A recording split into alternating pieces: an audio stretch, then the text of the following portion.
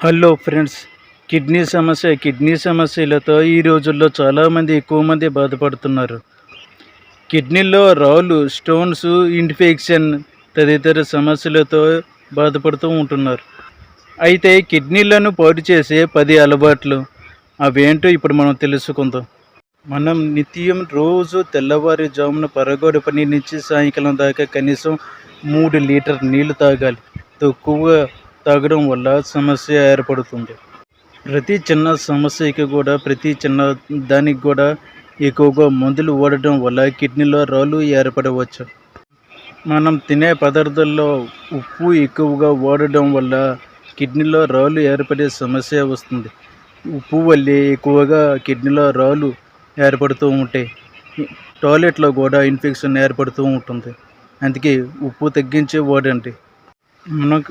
మనకు నిత్యం మూత్రం వచ్చినప్పుడు, టాయిలెట్ వచ్చినప్పుడు ఎక్కువగా కడుపు నిండగా ఉన్నట్టుగా ఆపుకున్నట్టు అలాంటి ప్రయత్నాలు చేయకండి. ఇప్పుడే ఫ్రీగా వెళ్ళండి.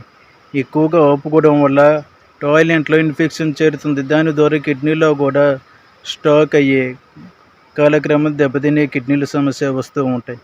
మనం నిత్యం తినే కూరగాయల్లో మాంసాహారం కూడా ఎక్కువగా తినడం వల్ల కిడ్నీలో స్టోన్స్ వస్తాయి.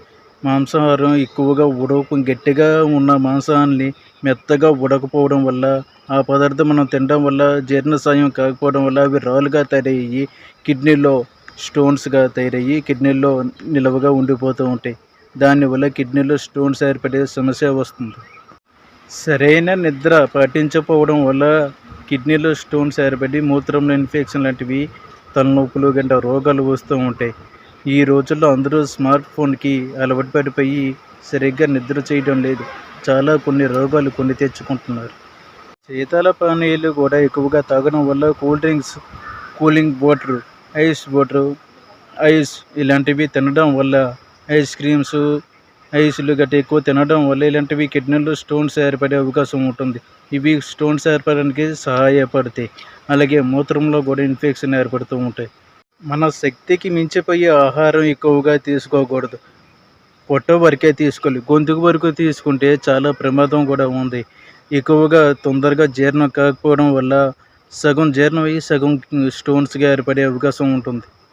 దానితో పాటు ఊపిరాడకపోవడం, మనం నడవలేకపోవడం, కూర్చోకపోవడం, పడుకోలేకపోవడం చాలా ఇబ్బందులు ఎదురవుతూ ఉంటాయి. అలాగే మన ఆరోగ్యానికి కూడా చాలా దెబ్బ. ముఖ్యంగా మానవ శరీరానికి ఇన్ఫెక్షన్లు రాకుండా మనం జాగ్రత్త పడాలి. ఇన్ఫెక్షన్ కూడా కిడ్నీలో రాళ్ళు ఏర్పడడానికి చాలా ఉపయోగంగా ఉంటాయి.